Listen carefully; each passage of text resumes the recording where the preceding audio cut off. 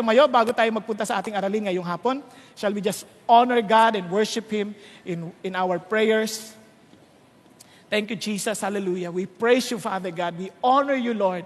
You're so good. Words are not enough to declare your greatness, O God. And thank you, Lord, for this wonderful place where we can gather together. And Father God, as one body, knowing, Lord, that if 2 or 3 are gathered in your name, you are in their midst, as you have promised. And Father God, we thank you that we know you are here with us, ministering to each and every one of us. And I pray, O God, that whatever circumstances that we are in, I pray that your presence will be real to everyone. And I pray, O God, that we will leave this place with a renewed strength and spirit because of you. And I pray for those who have not known you yet as their personal Lord and Savior, never had an encounter with you, I pray to allow them to experience you this afternoon. Lord, thank you again for your faithfulness. And I pray to use this ministry, O God, to be a blessing to our country. And we reach, Lord, and we lift up to you our president, our leaders, that they will serve this country with, Lord, with sincerity of heart, Lord, desiring to see people being helped, O God, in their condition. And I pray that Lord, that every decision they will make, I pray that your kingdom will advance. Thank you, Lord. And I pray, Lord, to guide us in our gathering this afternoon. Allow your name to be honored. Allow your spirit to move freely in our midst, that your will alone will be accomplished, O God. Thank you, Lord. We give you all the praise. We give you all the glory in Jesus' name. Amen. Amen. Sige po, maaari tayong lahat maupo. Praise God. Alam niyo po, last week, pinag-usapan natin about the goodness of God. Kaya we are encouraged to rest in God's goodness. Amen po? Last week, sabi natin that in God's goodness, He wants us to find rest. Balikan lang ho natin. From the very beginning, God created the heavens and the earth. Tandaan nyo ito. He never thought of seeing us as in a state of suffering, in a state of problem. Hindi yun ang kanyang programa. His original design is for us to enjoy His goodness. Kanya lang, alam niya na in advance what will happen. Kaya pinrograma na ng Diyos yan. Even before the creation of the world, He chose you to somehow experience yung restoration ng program na yon. Okay po? Now, let's go to this. Sa simula pa, everything He created was good because it declares about God's character. Kung naalala ninyo, tingnan nyo, sa Genesis 1:4 ulit, sabi ganon, the light was good. Tama? Sabi ng Lord, when He created the light, it was good. Now in Genesis 1:10, when He separated the earth and the sea, sabi niya, it was good. Lahat yun. Lahat ng kaisipan niya, the earth brought forth vegetation, as in pati fruits, and God saw it was good. Alam niyo po ba ilang beses sinabing good? 7 beses to speak about His perfection of goodness. Now, tingnan niyo ha. Now, in summary, sabi niya sa Genesis 1:31, after creating everything, the heavens and the earth, ano sabi niya? Tingin kayo sa screen. Nakapikit na iba eh. Okay. Hindi, alam niyo, mahirap yan kasi magtutuloy-tuloy na yan. Tingin kayo sa screen. Sabi niya, then God saw everything that He had made. And indeed, it was very good. Tingnan niyo yung katabi mo. Sabi sa kanya, you are very good. Bakit? Kasama ka sa kinreate ng Diyos eh. Kasama ka. And when God created you, it was very good. Sabi niya, you are very good. Okay? Now, tingnan niyo ha. So, He rested on the 6 days. You see, God is good. Amen? Kaya sabi nila, God is good all the time. Amen po? Now, since God is good, hindi niya lang, itong binigay niya sa atin. He gave us rest. He gave us responsibility. He gave us rules. Tama? Aren't we so blessed that God gave us responsibility? God gave us rules, rest? Kaya lahat tayo, He wants us to experience His rest. Again, ulitin ko ha, hindi ka nagtatrabaho, wala kang ginagawa, napapahinga ka. Hindi totoo yun. Unless the reality of God's greatness and goodness is in you, you'll never experience rest. Because the wicked has no rest. Tama? Hello? Tingnan niyo yung katabi niya. Ngayon pa lang siya nagpapahinga. Very good! It's very good. Bakit? At least nakakapahinga siya. Kawawa naman yung mga hindi. Now, kanina, tinanong ako ng anak ko. Sabi niya, Papa, bakit ba naman si Lord nilagay pa yung the tree of knowledge of good and evil? Bakit nilagay niya pa doon? Alam niyo, pag inisip niyo mabuti, that was the rule. Tama? Huwag mong kakainin to. In fact, even before the fall, God allowed them to eat freely any tree, any fruit. Hindi any tree, baka maubos yung tree. I mean, any fruit in the garden, no? Any fruit of the tree. Isa doon sa mga fruit na yon, life, eternal life. Can you imagine? Sabi niya gano'n, gusto ng Lord yun. Kanya lamang, isa lang ang hindi, the knowledge of good and evil. Bakit hindi niya pinakain yun? Kahit naman hindi nila alam, yung wala silang knowledge of good and evil, if they are to commit evil, they will commit evil. Tama? Kung gagawa sila ng mabuti, kahit alam nila yon. Bakit ayaw ni Lord yun? Para paalala sa atin, siya pa rin ang Diyos. Isipin nyo, halimbawa, itong lugar na ito. Halimbawa lang akin ito. At pagkatapos ng dumating kayo, lahat ng natutulog, hindi pwedeng umupo. May reklamo? Wala, akin yun eh. Tama ba? Since everything is His, everything He created is His, may karapatan siya sabihin kung ano yung pwede at hindi pwede. And God, in His goodness, kahit Kanya lahat, sabi niya sa tao, you can eat freely. Everything except for this. Kasi siya may-ari. Pwede lang dito. And dahil doon, sinasabi mo nun, sinuway mo yan, parang sinasabi mo na, Diyos din ako, ha? Para ako na rin ang mag-aari. Mayabang na yon. At kaya nga, ganun-ganun din ang Diablo. Mayabang din. He wants to be God. Kaya mababasa niyo sa Isaiah 14. Gusto niya rin maging Diyos. Okay? Naintindihan natin? Kaya lahat ng bagay meron tayo, sa Kanya yon. Kaya you must obey His rules. Kasi Kanya yun eh. Meron siyang pamamaraan para ma-enjoy natin yung buhay na pinagkaloob niya sa atin. Sabi mo sa katabi mo, yang merong buhay mo, hiram mo lang yan. Kay God, pinagkakatiwala lang sa'yo. Sabi mo. Kaya wag kang kakain ng hindi mabuti, ha? Hindi, bakit? Tingnan nyo, ha? At ito pa ang blessing ng Diyos. Relationship. Wow, this is a great blessing. Bakit? Basahin natin. You see, we need to follow God's design on relationship. Now, para ma-enjoy natin yung relationship, sabi ng Bible, we need to follow His design. Kasi may relationship. Alam nyo, bawat isa sa atin, gusto natin maging masaya. Sino dito ayaw maging masaya? Sino dito gusto maging masaya? Pagkatapos ng kamay. Wow! Lahat tayo gusto maging masaya, tama? Walang matinong tao na ang gusto niya ay maglugmok at malungkot. Lahat tayo gusto natin maging masaya. Kaya lang, iba-ibang ating paraan. Yung iba, sa kamagitan ng kayamanan. Pag yumaman ako, kaya iba, pag nanalo ako ng loto, sasaya ako. Marami nang nanalo ng loto, hindi naging masaya. Sa katunayan, marami sa kanila nasira buhay. So, hindi yan garantiya. Sabi na, pag ako naging sikat, yayaman ako, at siyempre, pag sikat ako, nako, masaya na ako. Nako, maniwala ka sa akin, hindi lahat ng sikat, masaya. At hindi nakakatuwa ang sikat. Hindi ko sinasabing sikat ako, ha? Ang sinasabi ko lang, sa maraming mga sikat, hindi lahat sila masaya. Naranasan ko sumama sa isang artista. Meron kaming seminar at nandun yung artista. Kasama ko naglalakad. Isipin man naman nyo. Sabi niya, bibili lang ako ng belt. Sumama naman ako. Di pagsakay namin ganyan, sa taxi, baba. Pagbaba, nako, nakilala siya. Kasama ako, ha? Biglang dumumog yung tao. Bigla siyang lumayo. Hindi niya na ako marinig. Kasi sobrang sikat, nagdinumog na. Kinagalaw yun. Di sabi, sumakay na siya sa taxi. Ginuyog-yug yung taxi. Sabi ko, hintayin mo ako. Siyempre, ang layo eh. Talaga, ang hirap. Sabi ko, kawawa ka pala, no? Pag sikat ka, nagkakagulo yung tao, wala ka ng kapayapaan, wala kang privacy. Tama? Kaya hindi lahat. Kaya nga sabi ni Elvis Presley, mayaman na, sikat pa. Sabi niya, magbabayad ako ng $1,000,000. Mabuhay lang ako ng normal.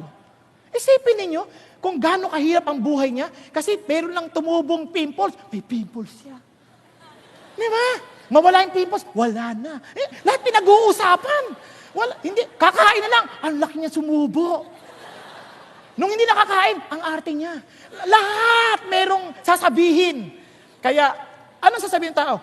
Siguro, pag meron na akong, pag napakasalan ko itong babaeng ito, ako na ang pinakamasayang tao sa balat ng lupa. Nagpakasal. Tingnan niyo ang kamukha. Tingnan niyo, sino mang may asawa dito? Tingnan niyo yung katabi niyo, yung mga may asawa. Kung masaya nga. Biglang isip niya, oo nga. Di ba? Hindi lahat ng mayaman, hindi lahat ng masaya. Alam niyo kung bakit? Kasi hindi sila sumusunod sa paraan ng Diyos. Kasi siya ang nag-imbento nun. Hindi naman masamang mayaman eh. Pero kung mayaman ka sa paraan ng Diyos, panalo ka. Tiyak masaya ka. Kung ikaw naman ay sikat sa paraan ng Diyos, panalo ka din. Bakit? Kasi marami makikinig sa iyo tungkol sa mensahe ng Panginoong Diyos. Amen? Ngayon ano pa? Kapag ikaw ay nasa karoon ng relasyon, kaugnayan, kasi alam niyo po, maraming tao, because in the absence of God in the relationship, ang sakit. Why? Because the person closest to you hurts you the most. Tama? Kasi kung malayo yan, masasaktan ka ba niyan? Pero yung pinakamalapit yan na nakakasakit sa'yo, sa sobrang lapit na naaapakan yung kalyo mo, masakit. Now, itong sasabihin ko sa inyo. When God saw it, grabe si God, sabi niya, then the Lord God said, it is not good for the man to be alone. I will make him a helper suitable for him. Kita mo ang Diyos ha? Ang Diyos, perfect siya eh. Alam niya na beforehand kung ano ang kalalagayan ng tao when He created it. Bakit? Kasi when God created the man, He created the man alone. Wala siyang partner. Baka maisip niyo kasi, He created male and female. Oo, pero in details, nauna muna yung lalaki bago yung babae. Tama? Tama ba? Ngayon, bakit ginawa ng Diyos yun? Isa-isa, mamaya titingnan natin. Una sa lahat, mapapansin ninyo, when God introduced Himself as God, ano sabi niya? God created the heavens and the earth. Ano yung Hebrew? Elohim created the heavens and the earth. In the beginning, Elohim. Yung Elohim, meaning He is the creator, powerful. He can judge. Naintindihan natin? Pagdating dito, surprisingly, nagpakilala ang Diyos in Genesis 2 ng malapitan as Lord God. Napansin niyo ba yun? Tingnan natin ulit yung verse. Then the Lord God. Makikita niyo yan sa verse 4 pa lamang. Lord God. Marami sa inyo nagtatanong, bakit ba mayroong Lord na capital O-L-O-R-D at meron namang yung Lord na yung capital niya L tapos yung O-R-D maliliit? Anong difference nun? Okay. Bago mo pa naginipan, makinig ka sa akin. Tingin ka rito. Yung Lord na yan, ang ibig sabihin niyan ay Yahweh. Yang word na yan ay personal name of God. Naintindihan po natin. For example, ako po, pag tinatawag ko si Pastor Peter, hindi ko siya matawag na, Peter, hindi ko matawagin. Kasi in respect, Pastor, tama? O kaya Sir, tama ba? Tama po. Yung personal name na yon para sa mga close lang nun. Kunyari kung close kayo, hindi ko sinasabing hindi close. Si Pastor Peter, na very humble guy, sabi niya, you can call me Peter. Ganyan. Sinasabi niya rin sa tao. But for me, parang dalay-dala ka na ng puso ko yung paggalang na parang hindi ko kaya. Pastor, ganyan. Pag sabi ka, kunyari Peter lang sa, Pastor, hindi kaya ng aking kaluluwa kasi yung paggalang ba? Tama? Pero kung talagang kabady-body mo, kasi whether we like it or not, yung edad namin, hindi masyadong malayo. No. Kasi siyempre kung kabady-body mo lang yon, di ba? Pwede pa sabi, Pedro, ganyan hindi. Pastor, kasi galang eh. Tama?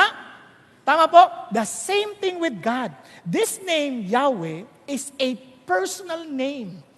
Okay? Meaning, God wants to be personal with you, to be close with you.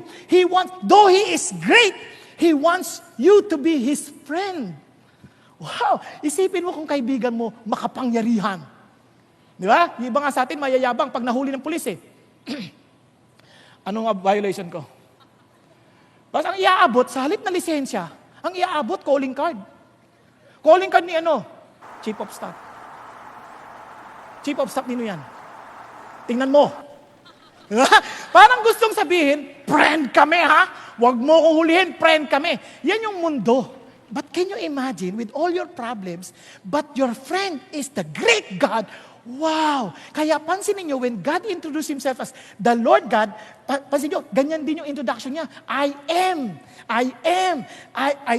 that I am. Sinabi niya kay Moses, Moses, Lord, ano sasabihin ko sa kanila? Nagpapadala sa akin. I am. Parang sabi niya, ako yung personal niyong Diyos who cares for you, who listens to your cry. Okay ba yan? Nakikita mo ba talagang Diyos na ganyan? Tanong mo katabi mo, nakikita mo ba talaga si God as friend? Kasi alam niyo sa tingin ng iba, si God parang walang pakialam.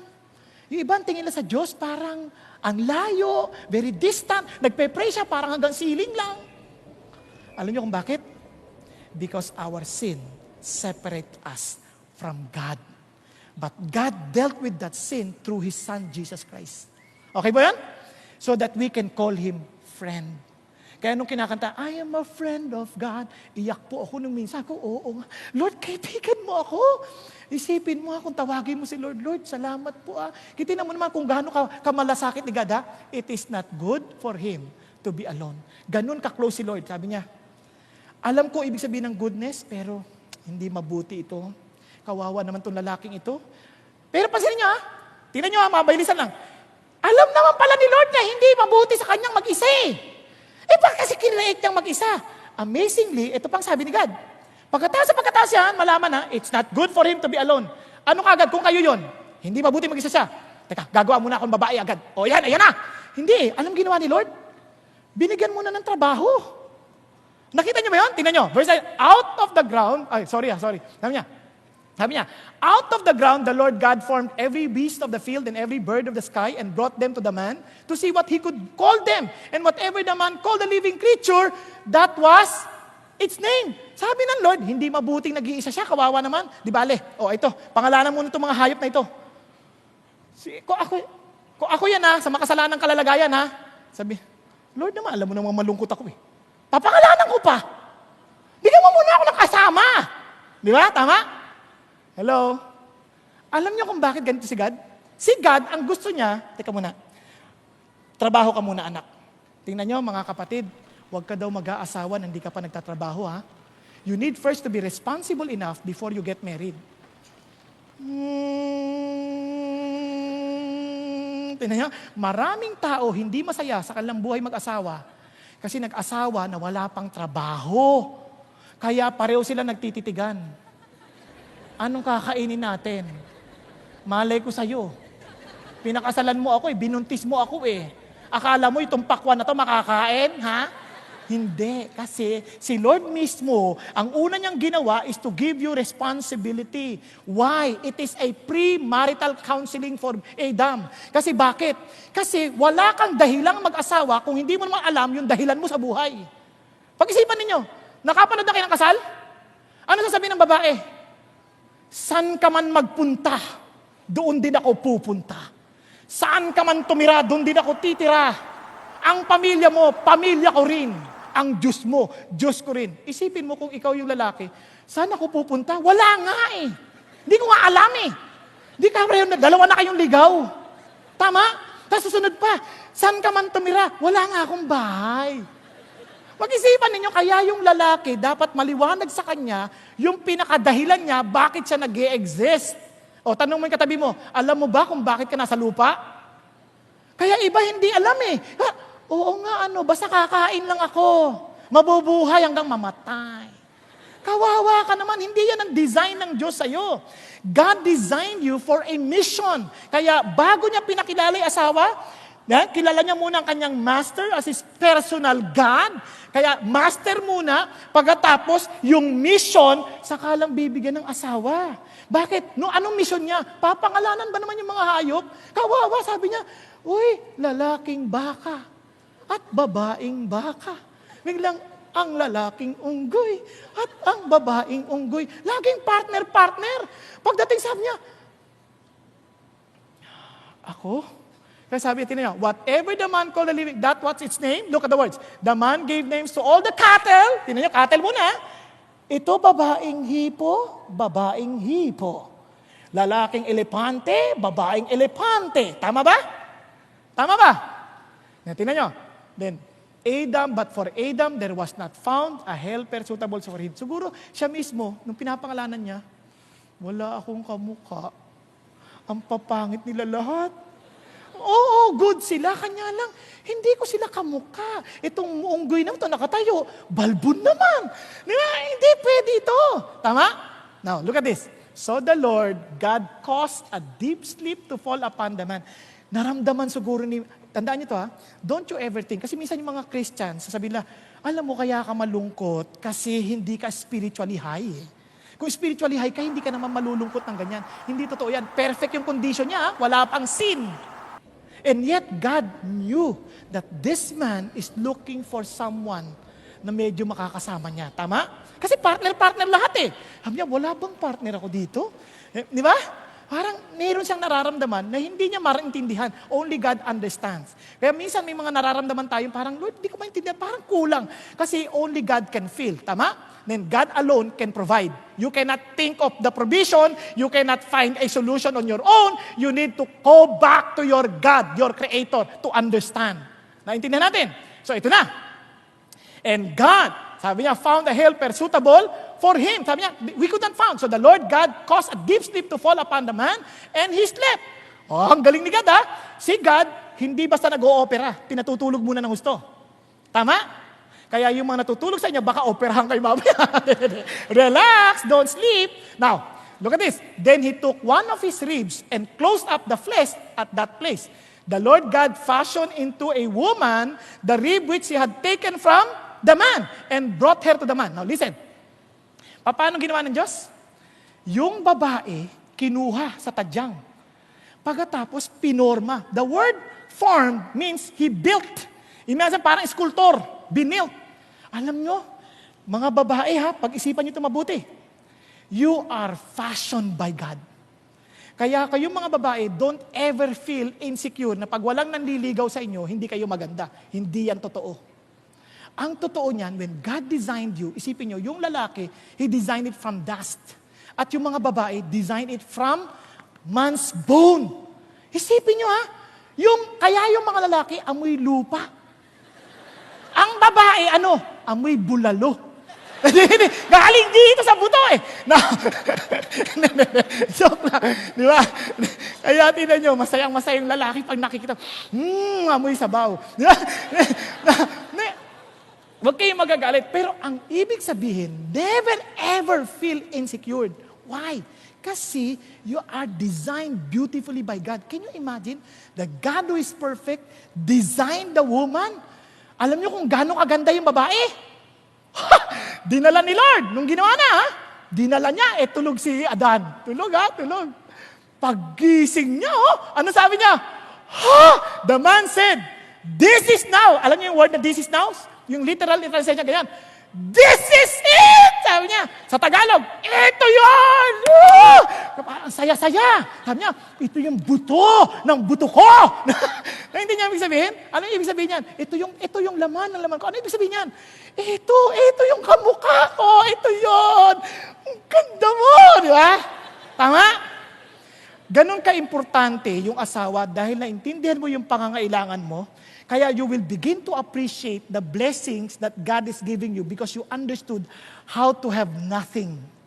Kaya nga mga anak, kaya minsan pinag-aaral muna kayo, pinagtatrabaho kayo, para pagtanggap ninyo ng isang bagay, pinahahalagahan ninyo.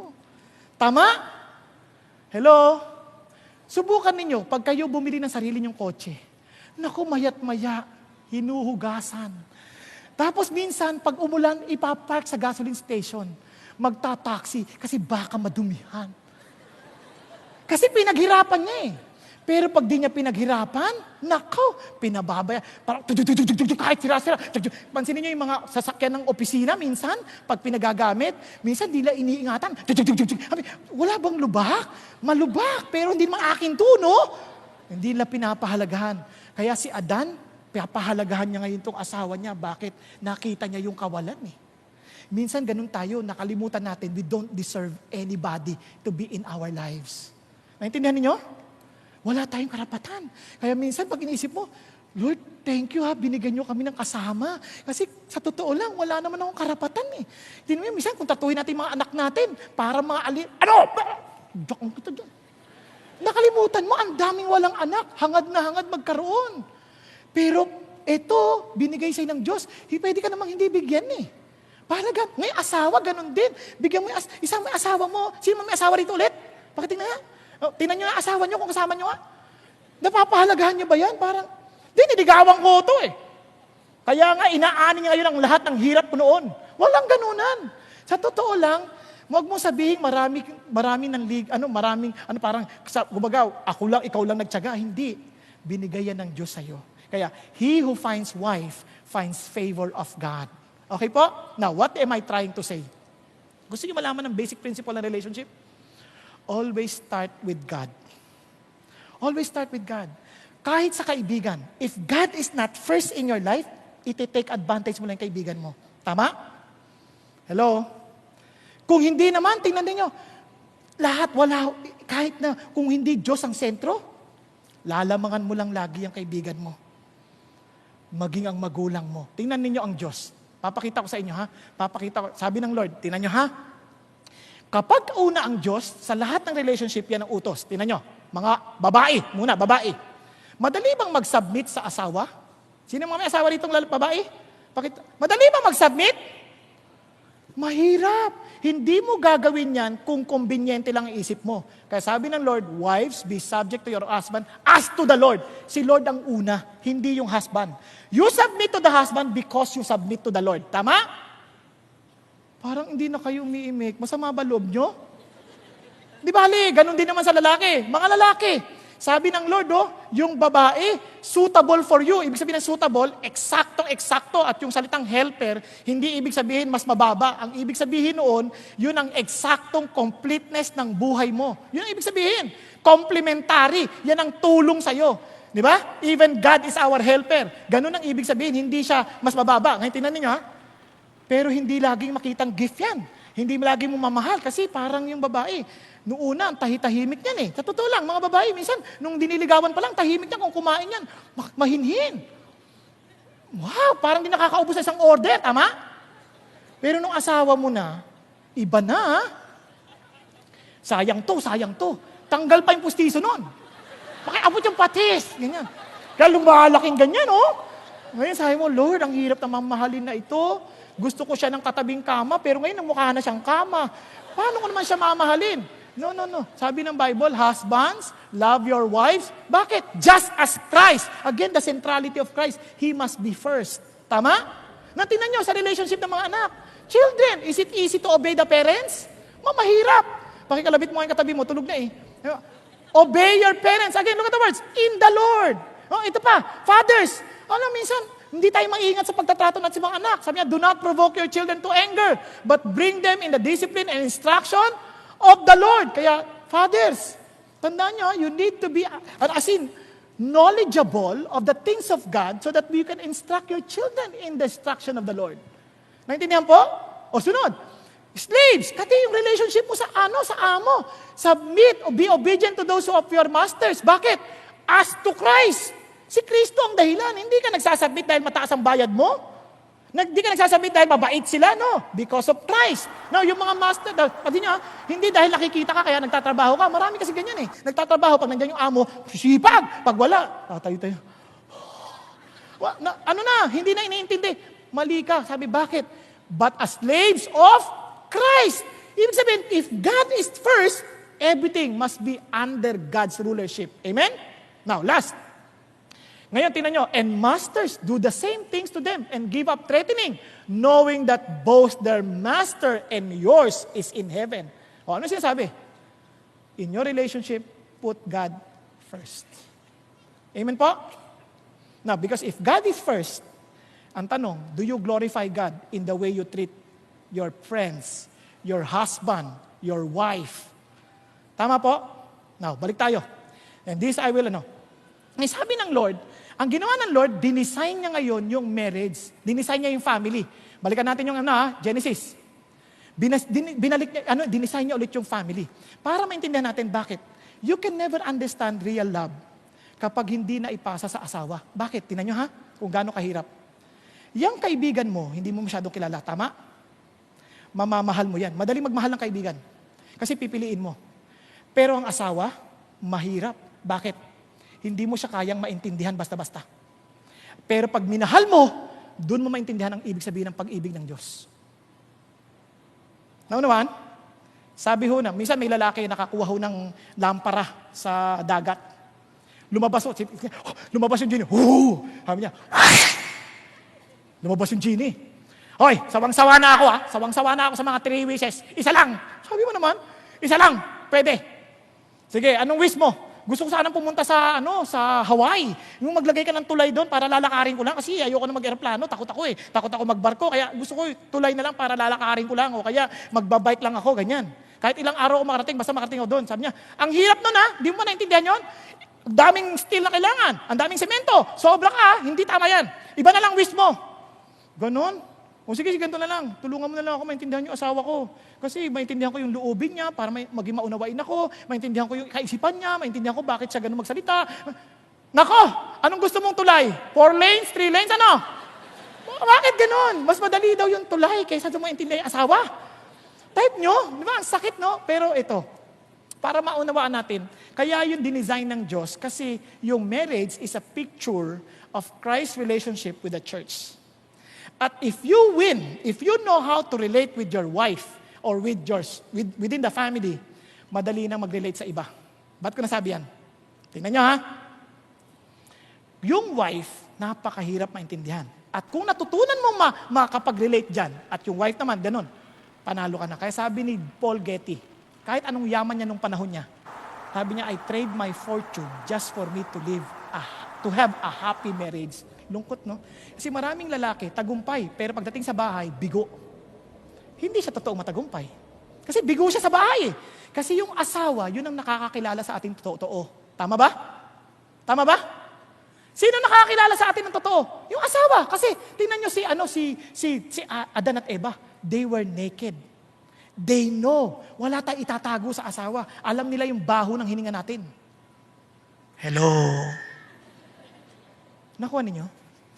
Kaya sabi ng Lord, if you cannot love your partner in the family, yung house, yung husband and wife. Kasi pansin nyo yung relationship ng husband and wife, yun ang primary relationship. Ba't ko nasabi? Kasi, pag-isipan nyo, hindi nilikha ni Lord parents and Adam. Tama? Ang nilikha niya, Adam and Eve.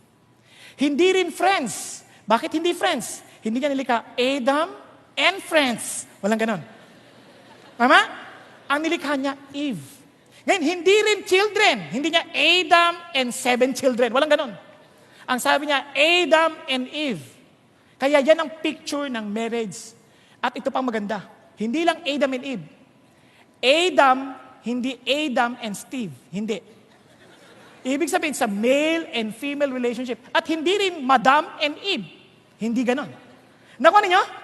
It was a picture of male and female relationship. Adam and Eve. Okay po?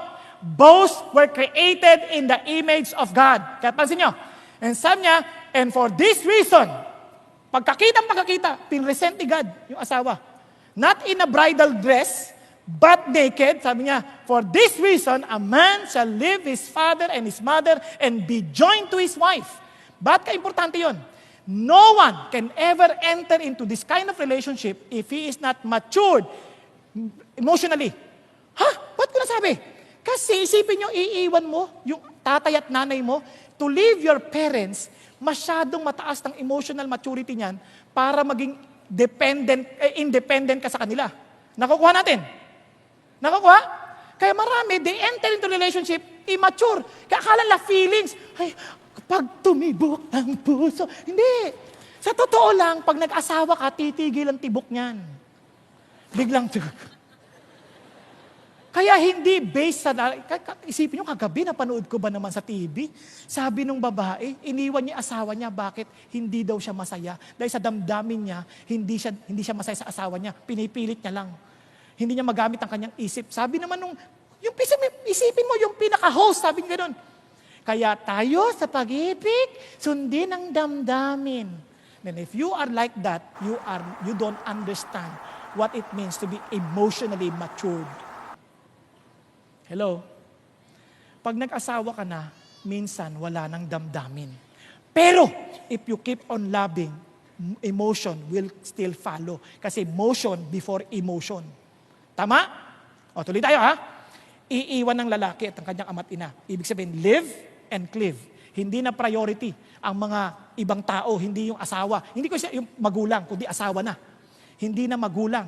Isipin mo, magulang ang closest friend mo yan, closest relationship yan ha, pero iiwan mo para sa asawa. Kaya pati kaibigan, hindi na sila priority. Naalala ko yung experience ko eh. Kasi Monday, niisip ko, pinapasyal ko asawa ko. Abay, biruin niyo naman, biglang meron pong yung mga kaibigan ko sa pimpong, sabi nga nun, hoy, ang tagal na natin di nagkita! Sabi niya, magpimpong naman tayo. Naku, pasensya ka na, Monday ngayon eh. Para sa misis ko ito. Alam mo, sabi sa akin, sobra ka naman. Lagi naman kayo magkasama ng misis mo. Andres ka no? Andres no? Sabi niya, maglaro na tayo. Oo nga naman. Ngayon lang tayo naman nagkikita eh. Yung asawa ko laging kasama. Kaya, hindi na ako makikipaglaro sa'yo. Di baling magalit kayo sa akin. Total, minsan lang man tayo magkita. Kasi asawa ko magalit sa akin. Lagi ko nakikita. Tama? Yun ang ibig sabihin ng live and cleave. Kaya yung word na cleave, glue yun, glue. Kaya pag dinidikit mo yan sa iba't iba, tsak, mawawala ng dikit sa asawa. Nakuha ninyo? Kaya nung kinreate ng Lord, Eve lang, hindi marami, hindi Eve, Fe, Alma, Lorna, walang ganun. Isa lang. Kaya the original design of God, isa lang. One male, one female. Di ba? Ang ganda? Para close. At hindi yan intimate. Kasi, sabi nga na, and they shall become one. Sobrang intimate yun. Ang sarap. Kaya ang sarap ng design ng mag-asawa. Kaya marami takot na mag-asawa kasi mali na yung modeling na nakita natin eh. Tama? Pero originally, ang design ng Diyos, lahat may asawa. Kanya lang, yung iba sa atin, we're called to be celibate. Hindi masama yon. Kasi if you know how to put God first, madali makirelate sa ibang tao. You will not go wrong. Okay? Now, let's continue. And the man and his wife were both naked and were not ashamed. Napaka-safe ng environment. Now, pansinin nyo, the primary relationship that God uses, marriage. Bakit? It's a picture of God and us, the church. Pero tanong, paano mo i-enjoy talaga yung marriage? Paano nyo talaga i-enjoy? Paano magiging tamang model ito? Pakinggan natin si Pastor Peter at si Diona sa bagay na ito. Okay ba? Kasi alam niyo po, sobrang impressed ako sa kanilang relationship. To be honest with you, ako rin nag-aaral pa, inaaral ko pa. Kasi masamang tao ako eh. Sa totoo lang, bago ako kinasal, marami na akong ginawang mga kabalastugan. Mali-mali ang aking intindi sa marriage. Nakuha ninyo? Kanya lang, babae, narinig ko natin yung roles. Gusto niyong malaman kung talagang submissive kayo sa asawa ninyo? Sino mo may asawa rito? Na babae. Ito gawin nyo. Pag uwi nyo mamaya sa bahay, mag-usap kayo ng masinsinan. Sabi mo, sweetheart, ginagalang ba kita sa tingin mo? Pag sumagot siya ng hindi, huwag kayo magagalit. Huwag sabi, ano? Ganyan pa? Huwag ganon. Bakit? Kasi realidad niya yun eh, para maintindihan mo na kung talagang si God ang hope mo, talagang nagsasubmit ka sa Kanya, ini-encourage mo siya, malalaman mo. Kasi minsan akala ng babae nakakatulong siya eh. Nakuha ninyo sabihin? Naalala ko nung nagluluto ako, yung asawa ko, biglang pagbaba ko ng sandok, wala na. Sabi ko, asan yung sandok? Hinugasan na. Hindi pa tapos siya niluluto. Meron mo, sabi ko, hindi ka nakakatulong. Sa madalit salita, minsan akala mo nakakatulong ka, hindi pala. Naintindihan niyo sabihin? Kaya encourage you, pag uwi sa bahay, sweetheart, may encourage ba talaga kita? Okay ba yan? Nire-respeto ba talaga kita? Nagsasabit ba talaga ako sa'yo? Tatlo lang naman hihilingin mo, natatanungin mo lang. Tapos para malaman mo from his end. Tama? Okay, good. So, okay ba yan? Commit tayo ha? Mga babae, taas ang kamay. Okay, good. Tatlo na lang nagtaas. Ayaw ng iba. Pero I challenge you. You do it for the Lord. Okay? Now, kung ikaw naman lalaki, tanungin mo sa asawa mo, sweetheart, mabuti ba akong leader sa'yo? O, sino mga lalaki dito may asawa? Okay. Tanongin niyo mamaya, mabuti ba akong leader sa'yo? Ayan. Malalaman mo na kung totoong leader ka. Okay? Sunod, totoo bang lover ako sa'yo? Masasabi mong, I am your sweetest lover. Kasi wala nang iba, ako lang. Ayan. Okay ba? Hindi ho na to, daan lang sa I love you. Huwag ganon. Yung totoong mahal mo siya. Okay? Yung talagang sabi mo, I love you. Kaya ha? Hindi yung, I love you. O kaya, pag sa inis mo, ang labo mo. Walang ganon. Yung totoo, I love you. Okay po? Iko-commit ba natin? Okay. Para malaman nyo, kasi naalala ko one time, I asked my wife, ito ha, sweetheart, paano ko magiging mabuting asawa sa'yo? Ano mo sagot sa akin? Ayoko, magagalit ka lang eh. Ano? Anong kala mo sa akin? Madaling magalit? Nagalit agad. Kaya tuloy, ayaw niya na magsabi. Bigla ko naisip, oo nga, ano? Parang, Patawarin mo ako, ang dali kong magalit. Kaya yun, mula noon, unti-unti, nalalaman ko na, hindi na ako agad-agad nagagalit. Matagal. Naku, ano yung sabihin? Kasi nalaman ko from her end kung ano problema ko. Okay po? Kasi minsan akala ko pastor pa rin ako kahit nasa sasakyan. Ito dapat ganyan, nagtuturo agad. Hindi tama. Alam mo, hindi, minsan ang mga babae, hindi na kailangan ng counseling. Kailangan nila ng nakikinig sa kanila. Okay po? Kaya sabi nga ho nila, nung inaral nila yung mga sinabi ni Adan, 1 volume. Yung sinabi ni Eva, 24 volumes. Kaya kailangan silang minsan pinakikinggan, pero hindi ibig sabihin susundin. Kasi bakit? Ikaw pa rin ang leader. Friends, let me just give you this as I end. Sabi ni God, yung ating relationship depends entirely on our relationship with God. God must be first. Okay po? Ito ho yung diagram. Husband and wife, as you grow closer to the Lord, you grow closer to one another. Tama? As you go farther from God, ganun din. You go farther from each other. Same thing with your relationship with other people. Same thing with your relationship with your boss, with your children. Bakit? Ito sabi ng Lord. When a man's ways please the Lord, he makes even his enemies to be at peace with him. Galit ang asawa mo sa'yo? Walk with God faithfully. And soon, she will ask for forgiveness. She will reconcile. Meron tayong kapatid na ganyan. Tagal, 30 years, iniwan siya ng asawa niya. Pero he kept faithful, walking with the Lord, never got married, basta waited for the Lord. Kasi dami niya ng pagkakamali in the past. Now, yung babae bumalik, nakipagkasundo. Grabe, no? Naalala ko, even in my work before, daming nanira sa akin. Alam nyo, for some reason, one by one, humingi ng tawad sa akin. Bakit sabi ng Lord? Just keep walking with me. Naintindihan po? Hello? Hindi ho yan minamanipulate. You ask God, tanong, paano kung nagkamali na tayo? Paano kung nagkamali na tayo? Alam niyo yung blessing ng Diyos? Friends, itong blessing ng Diyos. Pati sa intimacy, ang blessing ng Diyos. Pati sex, give ng Diyos. Regalo ng Diyos yan. Kasi yung gift, yung sex na yan, binigay ng Diyos yan. Kaya lang, nagiging masaya lang yan within the bond of marriage. Pag sa labas, ang sakit sa ulo niyan. Madidepress ka. Maraming mga babae, yung mga nag-premarital sex, depressed, insecure, hindi maayos. Ano sila? Bakit? Kasi hindi nila ginamit yung regalo ng Diyos ang tama. If you want the best result, follow God's design. Sa mga may asawa, kung may sama kayo ng loob sa mga asawa niyo, pakinggan niyo to ha. Hindi design ng Diyos ang mahiwalay tayo. Bakit? What God has put together, no man can put asunder. Nasusundan? Bakit kailangan yon? Ulitin ko ha. Yung relationship natin sa asawa, larawan ng relationship ni Jesus sa church. Tanungin niyo sarili niyo. Gusto niyo ba kung unfaithful kayo, iwanan kayo ni Lord?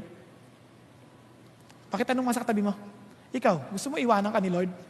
Pa nagkamali ka? Kaya sabi ng Lord, I hate divorce. Kasi tayo ang bride ni Christ. Ayaw niya tayong iwan. At walang issue ng annulment, walang issue ng divorce, walang issue ng separation. Ang nag-iisip lang ng mga yan, hindi mahal si Lord.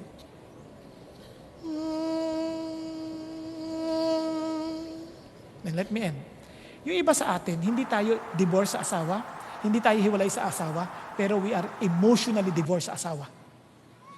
Hindi na, yung parang normal na lang, basta nandiyan ka lang, okay na yon, hindi na yung wala nang apoy, wag po. Bakit? Only God can rekindle that fire of love towards our spouse. Naintindihan? Bakit? Kasi regalo yan ng Diyos. May pag-asa ba kung nagkamali tayo? Meron. Meron. Bakit?